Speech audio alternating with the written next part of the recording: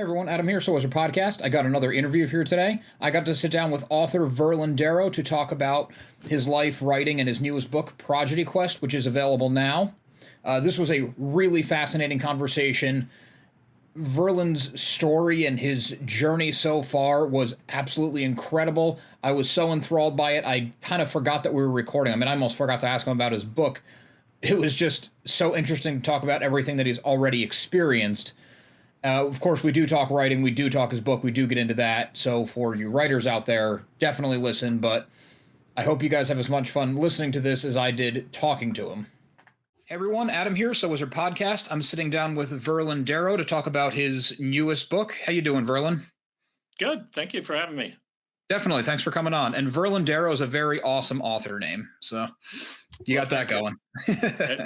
I got to say, my original name is Mark with a C, but there's already a Mark with a C Darrow out there writing books, and he's hogging like the first 8 pages of Google at this point. Plus, we have so many things in common that everybody confuses one for the other. So I went back to an old musical nickname from when I tried to be a country singer-songwriter. My first wife had an Uncle Verlin, kind of a country guy out in Alabama, and I just loved that. So I stole the name. Oh, awesome. Okay. And there's probably not many Verlin Darrows you're competing with on Google. No, there's really not. There's one who died like 20 years ago that lived in Alaska, and that's it. All right. I guess I shouldn't be laughing at that, but before we get No, to, okay. I was surprised to find there. Go ahead. Oh, I didn't mean to cut you off. There was a little bit of a lag there. No worries. You go ahead. I was just going to say before we get to Prodigy Quest, I don't have like a list of questions I like to ask people that I talk when I talk to them because it seems so informal and you're probably used to being grilled with the same questions anyway. Sure. Sure. But the one go-to I always start with is what got you into writing? Because I read a little bit of your bio that the PR company sent over, and it seems like you've lived multiple lives already, and now you just added country singer. So you've done a lot. Yeah. Yeah. No, I kind of have. Once I saw a psychic years ago who said that I'd signed up to work out 5 different lives during this one, and it's been so episodic that I don't really have any reason to doubt that. Well, there can be a long version or a short version. Which would you prefer? Go along.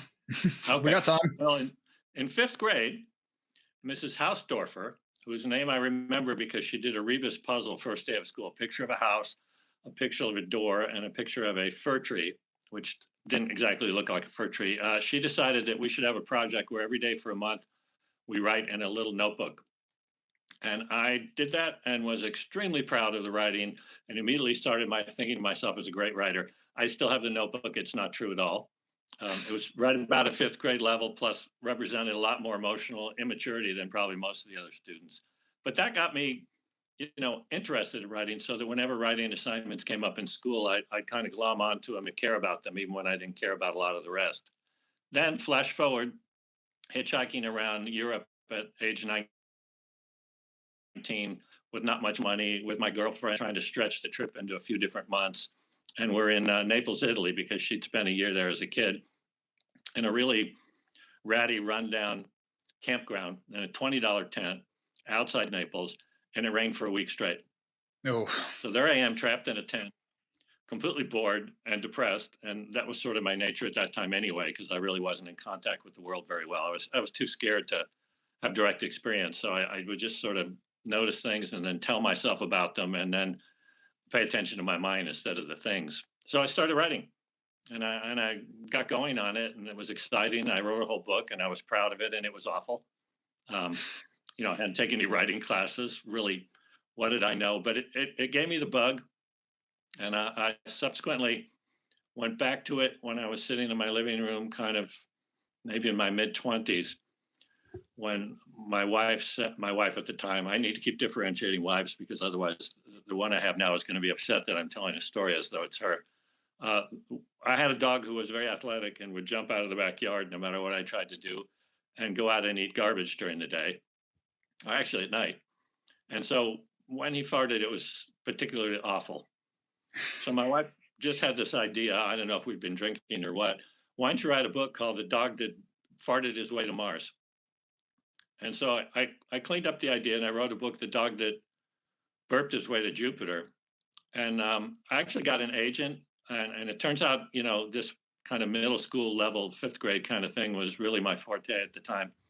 And I almost hit pay dirt. So I wrote a bunch more books for kids with some great titles like Nightmares Are Caused by Dust Bunnies.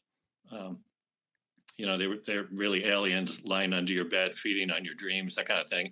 I didn't get anywhere, and so I let it go again. And then at some point, I came back to it and got serious and wrote a whole bunch more bad manuscripts before they started getting good. And the last Had to work it all out. yeah.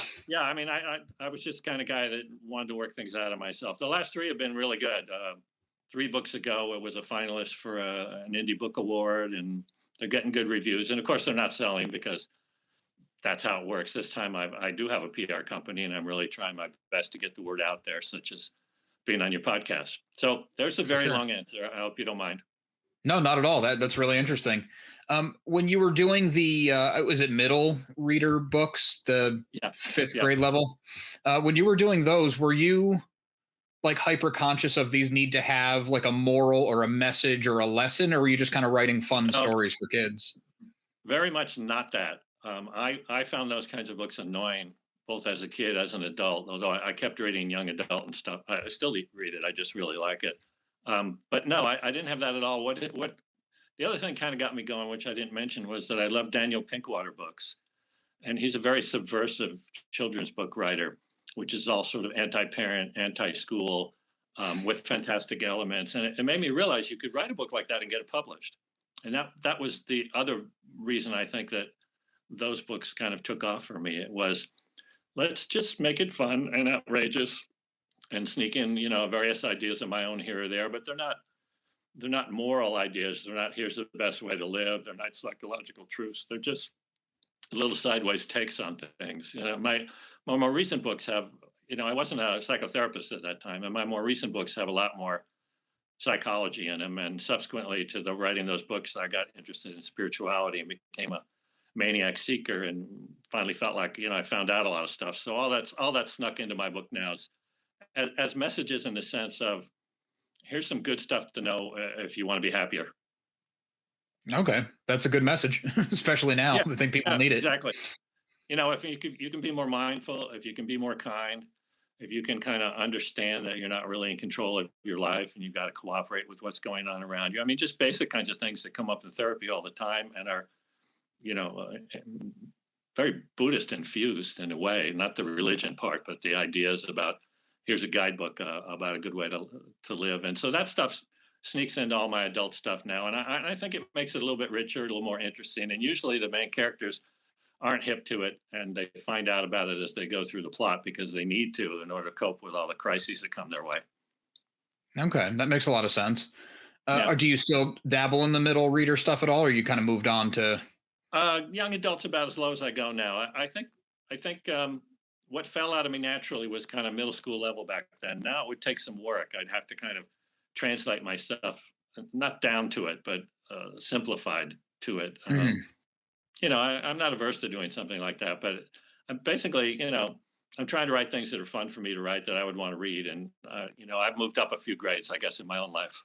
Right. I guess that makes sense. So, you mentioned that you're also a psychotherapist. Yeah. Where and how did that come along? Well, that goes back actually to the spiritual era. It's a lot different reason than most people get started on careers. Towards the end of working with this sort of personal guru, I was sort of the first disciple. He'd appointed himself a guru. We got a very small organization going. It was quite benign. But as the first disciple, I was kind of this assistant guru guy. And he was, I was just surrendered. He was telling me what to do, and I did it. And for me, as an arrogant know it all kind of guy back then, any kind of surrender was helpful, even if it was to someone that ultimately was not worthy of my surrender, if you will. And towards the end of that, I'd been uh, owning a folk art store, handicraft store, because he told me to do that. And I had a partner I was doing it with. And she bailed and basically broke up with me and broke up with her half of doing the store. And my guru said to me, "Well, do you want to keep doing this?" And I said, "Well, no, I never wanted to do this. It's just because you told me to." And he said, "That's what I thought. Well, now I want you to go be a psychotherapist." So I never considered it. The first thing I said back to him was, I think I'm still too crazy to help other people. My stuff's going to be in the room mixed in with their stuff if I try to do that. And he said, no, no, no, you're making great progress. By the time you're done with school, you'll be ready. So I didn't know anything about it. I didn't know what all the various letters stood for. I'm out in California, and there were like 3 or 4 different versions you could have. And I didn't know what criterion to use. Should it be the closest one, the cheapest one, the one I can get through first, the one that has the most valuable kind of letters after it? I don't know anything. And he said to me, um, pick one priority that you think is the most important and just start only using that one as your way to explore. So I thought it was, I want to be as close as possible to where I live because I love this area. I'm in the Santa Cruz area in California, sort of the north end of Monterey Bay. It's just a wonderful place in many different ways. So I called the local college and they said, no, we don't have a program like that. And I said, do you know where the nearest one is? And she said, yeah, I think it's this place. So I called them up and they were the closest place. So I went to priority number 2. What's the soonest I could start? And they said, oh, the next quarter starts next Tuesday. And I said, oh, that's a drag. I'll have to wait till it goes around again. And she said, well, if you want to come talk to the dean tomorrow, who knows? Why don't you just see what happens? So I went in, we had a chat. He said, okay, you can start next Tuesday. So the whole idea of being a psychotherapist to actually being in school to doing it was like less than a week with no personal impetus. As soon as I was there, I realized it was in fact the perfect thing for me to do next. And I've never looked back. And that turns out to be a 35-year-old career instead of these kind of continuity challenge things that I tried when I was younger. Yeah, that's a really fascinating path to get to a career, especially. I mean, what is there a difference between psychotherapist, therapist? Is it just a? No, it's I'm the sorry, same I'm not thing. really sure. Okay. It's a fancier word. Sometimes when you say therapist, people think you're a physical therapist or an occupational therapist. But sometimes Oh, when you okay. say psychotherapist, they think you're a psychiatrist that just gives out pills. So basically, I do talk therapy to help people work through their problems. When you get down to it, that's about what it is. The other interesting thing was the guru was kind of shooting himself in the foot because once I was in school, just a few months, I started realizing he was a little off the rails from a mainstream psychological point of view. At which point, I graduated myself out of the thing along with everybody else that had gotten roped into it, and that was the end of that. No. Who knows? Maybe he wanted to be rid of us anyway, and was hoping I would tune in that way. Beats me. You helped him move on too, yeah. So that's a really big career to take on, especially. I don't want to say on a whim, but maybe it is kind of on a whim. Like you just kind of said, okay, I'll do it, and a week later you're in class doing it. Yeah. Well, it was being surrendered. I mean, it's a very weird, unbalanced, psychologically unhealthy way to be. But for me, it was a bit of a remedy to be like completely surrender for 2 years. So no personal will, no personal preference. Everything I did was either guessing what my guru would want me to do or just doing what he told me. And after a while, you sort of get the person internalized the same way that people get their therapists internalized. And same way perhaps a Christian person thinks, well, what would Jesus do? It becomes kind of like, well, what would this guy want me to do in this situation? And then I try and do it. And it was really hard because a lot of things that actually need doing to make sense are not what you want to do.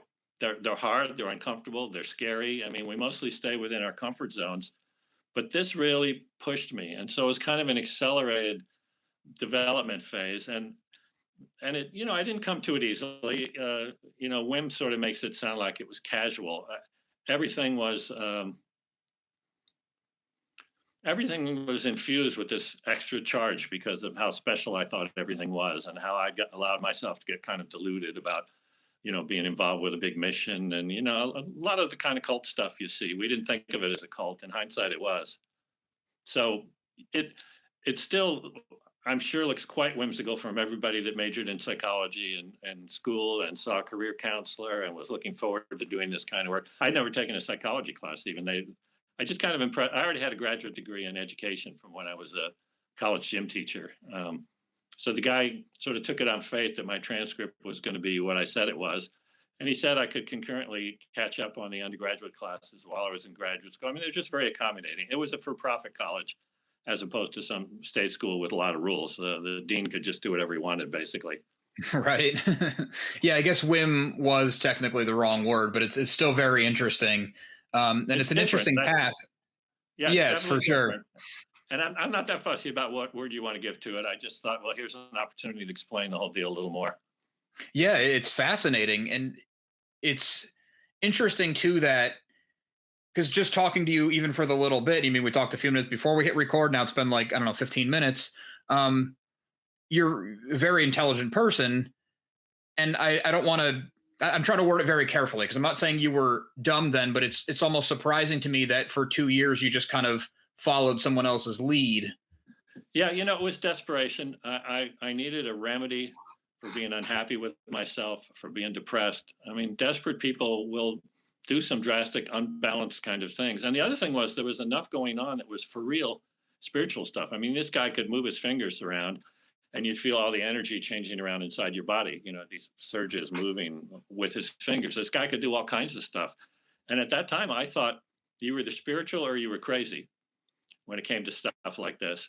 And he was too legitimately spiritual for me to sign up for the crazy. And I've subsequently come to understand that the two go together all the time, and they're not at all mutually exclusive. But I didn't know that, and that was my premise. And I've always had a grandiose streak where I want to be special, I want to be significant. Like characters in my book, this guy singled me out as you're special. You have this special role. You're this special guy. Blah blah blah blah blah. You have these special hidden powers. It's like it really appeals to an ego that isn't well formed, that isn't strongly grounded in mainstream culture. And I was a real alternative guy. I wasn't that open to weird ideas until I was about 32. I was very logical, but then I sort of broke out of depression, started looking around for the first time, really in contact with the world, saw all the colors for what they really were, bright, saw all the three dimensions, and it just took a couple of weeks to think, hey, there's more than meets the eye to all of this. This is not all there is. Something's going on here. And that got me going. But yeah, you look back on it. I look back on it, and it seems extremely unlikely that I would either make those choices or get caught in that web or any of it. All I can do is attribute it to sort of unhealthy psychological needs that I found a weird way to try and fill. Yeah, for sure. Do you mind if I ask around what year that was?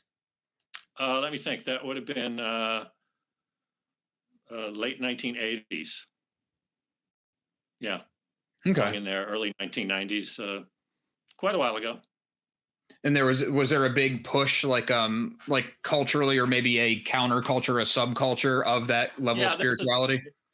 in this area especially, there's a lot of old hippies still. And back then, at that time, there's a ton of things going on along these lines. People coming through town, giving talks, other people joining various spiritual organizations, professional psychics setting up tables on the downtown streets. I mean, we're just an area that's a hotbed for attracting all of that, perhaps because of the energy of the place, if you're willing to subscribe to that, which I am because I've directly experienced it, but a lot of people would give other explanations.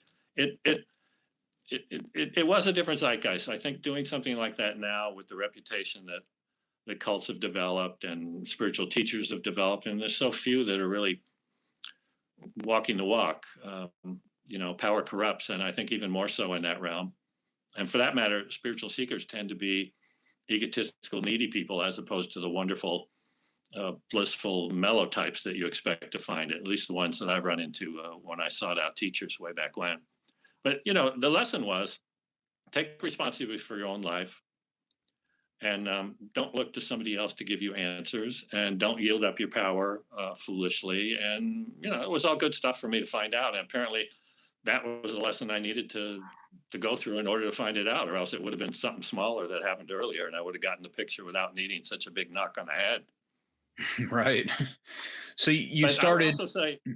I would also say, just intelligence and foolish choices don't, they go hand in hand sometimes too. Oh, for sure. Yeah. Yeah. It's just it's a very unique story. Very interesting.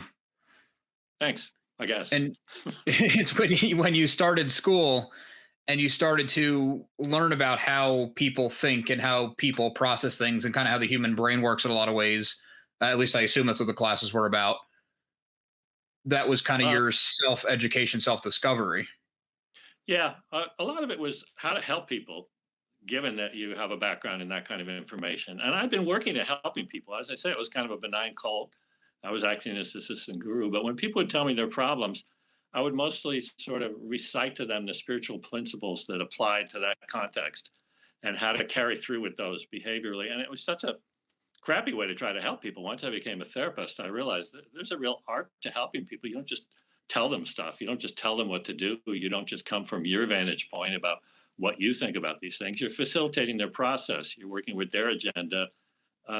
It's a totally different kind of deal. And so I was really happy to find out how to help people better, and for that matter, get paid for it. Because spiritual work, I don't feel is it's ethical to get paid for anything you do along those lines. But as a working therapist, it's like, well, it's a career. I need to make money from this too. So that worked out. Yeah. And it helped foster a writing career because you could do it, on your own schedule when you're in private practice, or even when I've worked at institutions, I could do 32 hours a week and have days off during the week and sort of nestle the two together where I'm being a therapist and I'm writing. And a lot of careers I think are, it's not that this career isn't intense, but it's not time consuming. They're renting you for an hour and then you're on to the next one. That's a good way to put it. Yeah. And So, for that hour, they have you. Go ahead. No, go ahead. I was just going to say, for that hour, they have your complete and full attention and caring. But if you carry it forward and you're still thinking about them at dinner and lying in bed thinking about them at night or whatever, you're a goner. You can't really do this job unless you've got it kind of parametered to when I'm working with them, I'm working with them. If I have to make a phone call around them or about them or with them, then I'm working. And the rest of the time, I'm not. And there's a real clear boundary there. And I learned that one early on. That's a really important one to learn.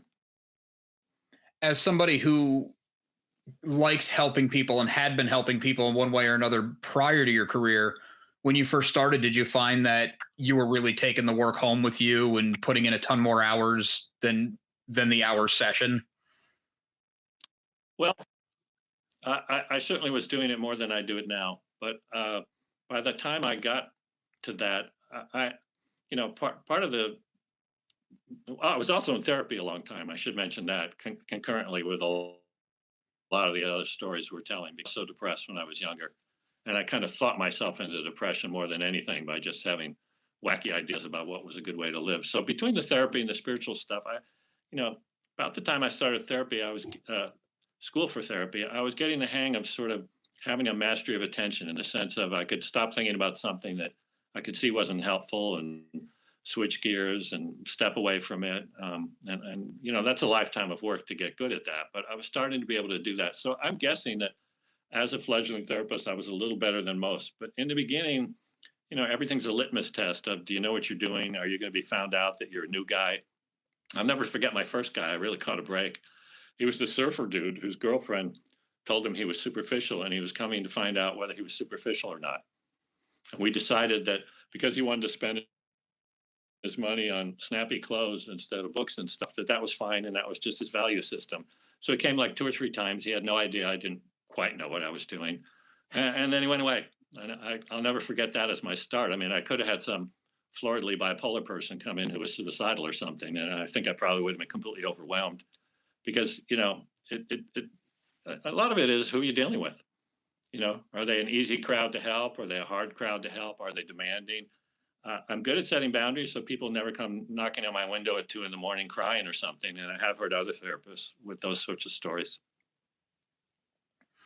Yeah, the boundary seems paramount. Otherwise, you're just going to get pulled into something or put mentally into a strange place. Yeah. It doesn't help to get jumping in the quicksand along with the other person. You stand on the sideline, you hold a stick out. If they want to reach up and grab the stick and pull themselves out, that's great.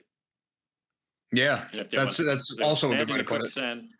Yeah, if they want to stand in the quicksand and yell at you and try and get you to break your professional role of holding the stick, then no. It's not actually helping people. It's a form of enabling to let them do things that don't make sense without consequences, without setting boundaries. The boundaries help. People do better when there's a specific time that the sessions last and you stick to it. It's interesting. And also they do better if they have to pay. If they have to pay more, they do better. Feel like they have some skin in the game. Yeah, exactly. It makes them more responsible and more committed. These days, people have insurance. In the old days, insurance didn't tend to cover this. So now it might be a copay of $10 or $20, but even that's significant compared to if somebody's not paying at all. Those people are more likely to drift off after a few sessions when the going gets tough. Yeah, that's a whole interesting aspect of it too, is the personal responsibility and how even though it seems like it would make it more difficult for somebody who really needs help, if they had a little bit more, like you said, money, they have to put in a few hours of work to get the money to pay you to get the mental help. That physical exertion connects you to it more. Yeah, sometimes I don't think it's the main element in anything. I was sort of throwing it in a list, but I do think that's true. I mean, therapy is just an odd kind of subcontext in the world.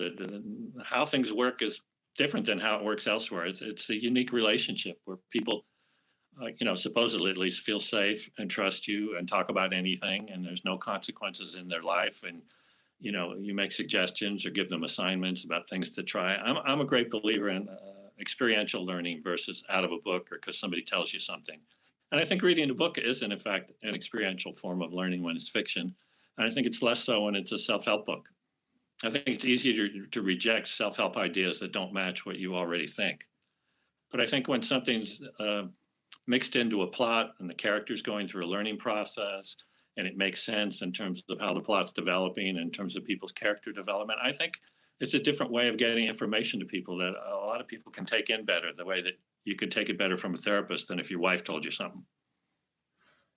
That's true. Yeah, I can track all that. We will get to writing, I promise. Okay, But as a psychotherapist, I snuck it back to yeah, writing the purpose, I have to admit. okay. So I would have to imagine that the knowledge of a psychotherapist and then the real working experience, not just the knowledge you got in the school, that had to help influence your writing, not just in what you wrote about, but even developing characters and getting into their Yeah, minds. for sure. I feel like I have some idea of how people change, what changes people, what are the steps to change. I mean, books are all about, on some level, change or transformation, or it starts in one place, it ends in another, hopefully with the character not being the same guy at the end. I mean, I've read books like that and they're usually kind of annoying, but not always. In crime fiction where it's written from the criminal's point of view, I don't want him to become a saint at the end of the book. I want him to be a more successful criminal, and keep the same mentality. But yeah, it helps a lot. Um, and probably in ways I'm not necessarily even understanding, just unconsciously when I'm picking something to write in the book or not write in the book, I'm informed by what's back there in terms of my understanding around that. And it's not, exclusive, amazing knowledge that only a therapist would have or something like that. But being in the trenches with people who are often talking about extraordinary circumstances that have pushed them into dark places or difficult places. Going to therapy isn't always some internal thing that's screwed up. Sometimes it's drastic stuff that's happened on the outside. Your family got murdered. You who knows what, you got caught embezzling or with child pornography. Um, these people struggle and have the same feelings as somebody else, whether they're perpetrators or victims or whatever. And so I wouldn't have that much access to that kind of underbelly of life other than reading books, unless I was a therapist or I suppose a police officer or something like that. But I don't want the direct exposure to that stuff. I think I'm probably too sensitive and would be too traumatized to like see a dead body. But I'm fine somebody sitting in the room talking about them having seen a dead body and me trying to help them cope.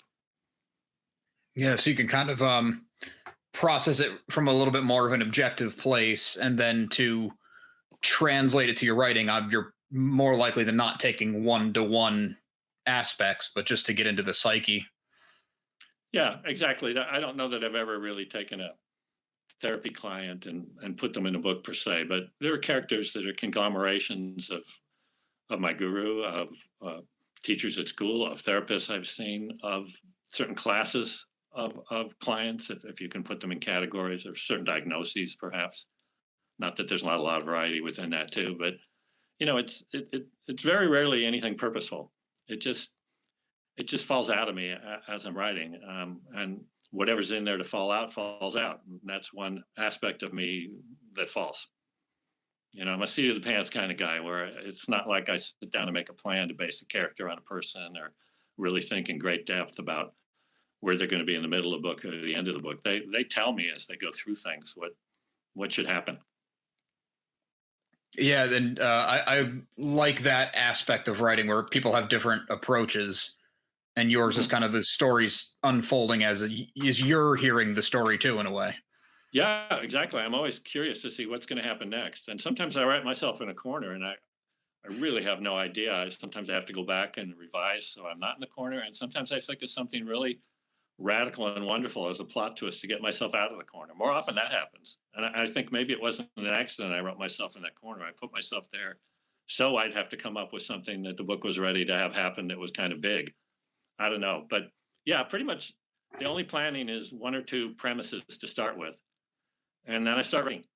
And the thing takes off or it doesn't. If it does take off, it totally has a life of its own. And that's the fun part of the writing, going back later and having to get everything to be matching itself and putting in the proper descriptions and dialogue attributions and all the kind of details. For me, that's drudgier, and I have to do that later.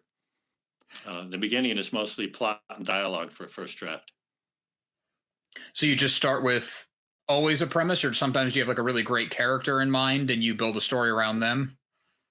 I would say a premise and a character. Like for Prodigy Quest, my first thought was, what if a whole series of past lives have been putting together a wisdom book over the ages and passing it on one to the next? And then what if a character was the end of the line and was supposed to go find where the book was hidden and get it published and introduce it to the world? And I just thought, well, that's kind of just an intriguing notion to me. I have not read a book quite like that. And I can play around with, all my thoughts on those kinds of topics. So then it was like, okay, well, who should the character be? I can't really start in the book without somebody. I decided on a first person narrator and I thought, well, I want an unusual voice, but something I know something about. So I picked a 10-year-old child prodigy who's winning TV quiz shows, who's supposedly feted by he is feted by the media as the smartest boy in the world, although actually he isn't. He just has a lot of stuff memorized. And I was a kind of a snotty 10-year-old who memorized a lot of stuff and thought I was smarter than other people. And I could really channel that voice. He's sort of show offy and arrogant, uses vocabulary above 10 years old, but in his voice, he's always demonstrating that he's not really as cool a guy as he thinks he is. And by the end of the book, he goes through some changes and he learns how to become more compassionate. He learns how to be a little humbler. He learns more about how everything works instead of the ideas he had about it that are completely confounded by this reincarnation deal that's been put upon him and everything else that happens in the quest to find the book and to keep rogue cults from finding the book and using it for their bad purposes and this and that and the other. It's kind of this suspenseful, twisty plot that, in order to deal with it, first of all, he has a psychotherapist by his side. The two of them work as a team. But second of all, he has to grow and change, or the whole thing's just going to knock him down. Mm-hmm. So, two premises: the reincarnation and who's the narrator, and then we're off and running. What would a family do if the 10-year-old boy said, well, I know about these reincarnations? Well, they'd send him to a therapist. Would the therapist say it was crazy? Well, not if the therapist had those kinds of experiences himself at one point. Not if he believed bringing a wisdom book into the world would be a really valuable thing to try and do, you know, etc. So one thing leads to another. Yeah. Okay. So What happened? I Go was ahead. just wondering about your process. So you have these great premises. You have an idea on the characters. When you sit down to write, do you do the traditional note cards on a tack board or an outline, or do you just kind of let it Really, flow? none of that at all. If an idea pops on me, I write on a scratch paper, or put it in a stack. And if I need ideas later, I go look at it. And occasionally the ideas are soon, so I pull them back out when I'm 3 pages later. But there's no planning or organization or detailing the various aspects of the characters. My mind doesn't work that way. People, things would be hopeless if they didn't do it that way, which is great. I think everybody has a process that either works or doesn't work for them. And I feel like mine works for me, although I can get kind of disorganized eventually when I get to later parts of the book and I don't remember what was happening in chapter 3 and I don't have any notes and I have to go back and sort of reread it and try and match it up. So the thing I'm saying now still fits what happened before. And, the pile of little note things gets unwieldy at some point. I'm too lazy to ever sort them out and put them in categories or whatever. I just go through the whole pile every time I'm looking for one. But that's my deal. The previous book had an interesting premise. What if somebody was told he was a clone of Buddha? Well, there it Yeah. is. It's Right. And there's a lot of places that can go. Yeah, and the previous book was more of a fairly straight murder mystery, even though it was a murder that happened at a spiritual retreat center, and the leader of the center is involved with the plot to some degree. And the private detective was a therapy intern who flunked out of that career and took over his uncle's business. So he's got a background in therapy, and there's some spiritual stuff mixed in, but it's much straighter. I wrote the Buddha clone one first and couldn't get anybody interested. So then I thought, this really out there. It was kind of a fantasy thriller that just goes to some really crazy places. So I thought, maybe that's the problem. Maybe try write something that's more really sticking within the genre the way that you're supposed to. And so I did the mystery that way. And there's still a lot of weird Darrow stuff that got leaked into it, but not like these last two books that are more fantastic. Yeah, it's really interesting topics you're picking on because it's not the usual stuff that you see. Yeah, well, I mean, Yeah, then yeah, that's I got to say, one of the reasons I'm interested in this is I feel like it isn't the usual. It's rare that somebody has the kinds of experiences that I've had in this realm where you can say, write what you know, and it's this kind of stuff. That is unusual, and I don't know people doing it in the young adult category that much. I mean, I'm spending a lot of time writing instead of reading, so I can't say that I'm as widely read as the next person. But um, I want to utilize all the different levels of myself, everything that I've gone through. It feels like a waste if the only reason to go through it is that I would get benefit or learning from it. It just feels like, God, what a crazy life to go through just so I can sit here and talk to you in a podcast. There's got to be some way that this could benefit the world more than just me, and not in some grandiose fashion where I want to turn into a guru or be a bestseller, but just to get the word out. This stuff is good stuff, and here you go. You probably haven't been exposed to it if you're just reading young adult books and not in the self-help section. So here I am sneaking it in for you. See what you think. The other thing is at the end of Prodigy Quest, I thought it'd be really frustrating and annoying if they're searching for this book the whole time. And I'm not going to say how it turns out, but at the end, you never see the book or know the book or read the book, or it's just this concept that there's a wisdom book. So I actually wrote a 40-page, my version of wisdom, 40 pages, called it the Wisdom Book, and put it in as an appendix, knowing that most people wouldn't read it because it's pretty dense stuff that's not reader friendly like the book. Just kind of thinking, well, for intrepid people that maybe have been treated.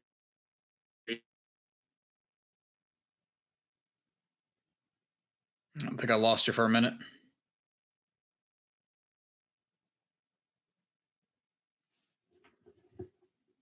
Still there?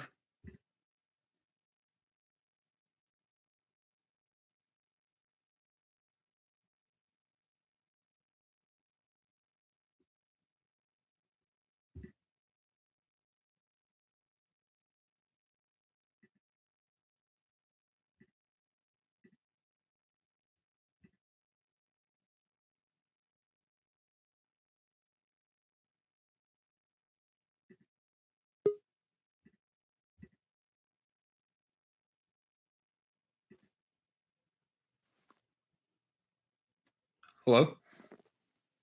Oh, there you go. Are you back? Yeah, it froze up for Hi, a there you second are. I there. don't know why we got cut off, but I'm back now. Yeah, okay. You were talking about you actually wrote a 40-page wisdom book and you didn't think a lot of people would read it because it's a little denser, but you wanted to kind of complete the world. Well, I And just, if I'm a reader and there's a, it gave me a pretext to put myself out there, but I do think just as a fiction reader, I get frustrated. Let's say it's a quest or a scavenger hunt or a detective story where they have to find a special thing at the end, and then you don't get exposed to what the special thing is in any detail at all.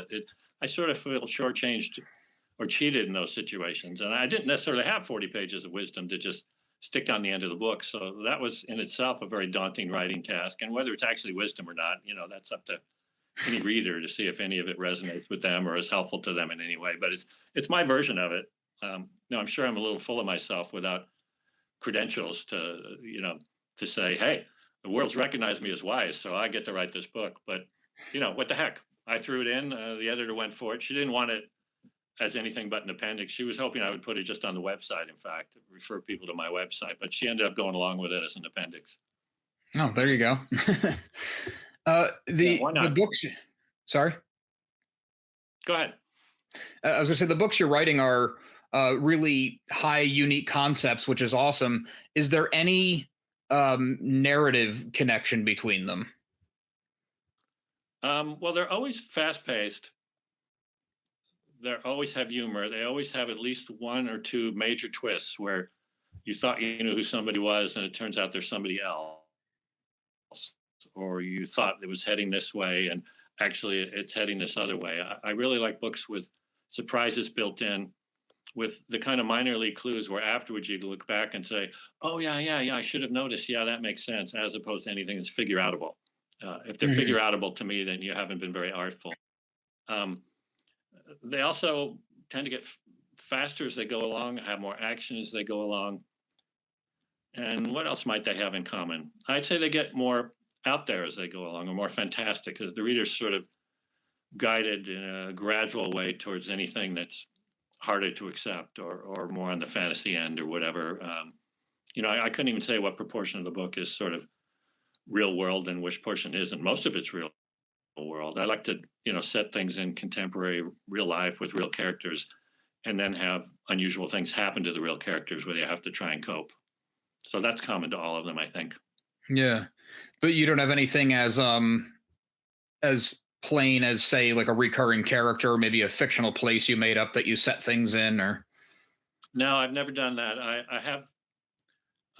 have a fondness for New Zealand. So actually, I've had two Maori characters in two different books. Actually, I don't know. It's true. They're not the same guy, but they're former Maori rugby stars from New Zealand are characters in not this book, but the two previous books. Um, when I thought the fantasy thriller wasn't going to go anywhere, I plagiarized from it a little bit for the mystery. Okay. So, so they're, not in terms of plot, but in terms of, hey, this was a really good character. Let's adapt him and put him in this other book, kind of thing. Maybe instead of the bodyguard here, he's the friend or whatever. So now that you mention, I have done that. I just sort of forgot all about it, and I didn't do that in Prodigy Quest, except that there's another therapist in another book who operates in a somewhat similar way, has a smaller role. Yeah, yeah, there's overlap. I just never really think about it that way. Good question. Right. No, it's interesting because, like you said, you're writing what you know. You're a Yeah, psychotherapist, so it makes sense that a psychotherapist would appear more than once in one of your books, just as an example. yeah, yeah. And it's it's not really me, but Yeah, yeah, when friends book, they always say, "Oh, I love you" in the book, and it's like, No, no, no, no." He says some things that I would say, but really, and it depends. Writers understand characters are characters, and family members and readers always want to know which person you are. right. They're looking to make those connections. Sure, which is understandable, but you know, I'm not just going to pick a character and say, well, yeah, I'm Joe. That's me. Right. Okay, so Prodigy Quest is available now. Came out today as we're recording this. Yeah. Yep. And it's on Uh, Amazon and all the usual kinds of places that people get books. It's through a real publisher. I didn't have to self-publish myself. Thank God. That always just seemed like a nightmare to me, and a bit of a conceit. I mean, if nobody in the profession is willing to get your book out, why do you think it deserves to be out? You know? it's a fair So yeah, point. it's gettable. I know there's some great books where people decide to self-publish without even going the publishing route, but for me, it would just, I don't know, it wasn't right for me. Let's just say it that way. And I don't want to Right. put it on anybody else in any particular way. But Sure. yeah, I think it's a great book. And it's available Let's say beyond that, paperback. Is it also an ebook? it's paper book, it's Kindle, other ebooks. They do a good job of putting it across all the different not genres, media, I guess. And yeah, it's despite all the serious talk, it's really a fun, easy read. I don't write books that are, other than the little section at the end, I don't write books that are hard to read or dense or anything other than free flowing and fun, because I'm kind of a lazy reader. I don't like literature. It makes me work too hard. That's just Fair me. enough. I think a Is lot of there? it's just badly written. It's just badly written. If you don't know what they mean without having to read the sentence a couple times, and you're a reasonably bright person, then they haven't done a good job of getting their idea across. But I've I don't want to read get books started like on that. that. Yeah, I don't that want to could get be a started rabbit on hole. that. I can see we're winding up, and I don't want to get going on something else. So Yeah, thanks. that's I fine. appreciate your questions. I mean, you seem to have a real genuine, deep interest in me and my process, and there happens to Oh, be a book as absolutely. well. But Yeah. flattered. I'm flattered that you find me interesting. Why not? Oh, very. I could have kept going on all sorts of tangents, so I was trying to keep it a little bit on the rails. No Where can worries. people No find worries. your other books? They're also on Amazon and all the other places. Okay. The thriller is called Coattail Karma, which I think is a cool idea. Like you're tagging onto somebody else's karma, and there is an element in the book like that. And then the mystery is called Blood and Wisdom. And if you look up me on Amazon or any of these titles on Amazon, and it's all there to find. And then I wrote other things 20 years ago that I disavow, that I don't like, that I don't think are any good. So I'm not touting those to anybody. Okay, fair enough. Do you have like a Twitter, Right. social media, anything you like to plug? I have a good website, verlindarrow.com, and I'm happy if people want to email me. Verlin, what is it? verlindarrow@gmail.com. Like, I should know my own email. But I'm not a social media guy. Technically, there's some stuff up because the PR company put it up and thought we might need it later. But I don't know. Ethically, it just doesn't feel right to be involved with those kinds of things. I opt out from things that don't feel right, and I usually don't have a bunch of logical reasons. It's just they're not for me. Yeah, that was a whole line of questioning with you as a psychotherapist I would have loved to dive into, but it wasn't really the topic, so I stayed away. No worries, no worries. If you get hurting for a guest, you can always have me back. Oh, absolutely. Well, thank you All very right, much for taking the time. I really appreciate it. you bet. Take care. I appreciate this opportunity. I'd like to thank Verlin one more time for coming on the show to talk to me about his newest book, Prodigy Quest, which is available now. Make sure you check it out. Also, make sure you like and subscribe. We've got a lot more videos coming your way. Also, make sure you listen to Subwizard Podcast every single week, wherever you get your podcasts. Subwizardpodcast.com is your resource for reviews, recommendations, videos, merchandise, and more. We love hearing feedback, so drop us a note in the comments, leave us something on social media. All the accounts can be found after the show and in the show notes. And I did this a little bit out of order, so before I forget, Subwizard Podcast can also be found on Patreon, where for as little as $1 a month, you get multiple monthly bonus shows. Make sure you check that out. SoWizardPodcast.com on Patreon. And on a more personal note, a good friend and I have an ongoing comic series out. The last issue of the first chapter just dropped this month. It's called Social Studies. It's a slice-of-life comedy comic about the high school experience, all the ridiculousness that goes along with it. We take all that, cram it through the prism of the 90s cartoons that we grew up on and love. You can find that at socialstudiescomic.com. Thanks.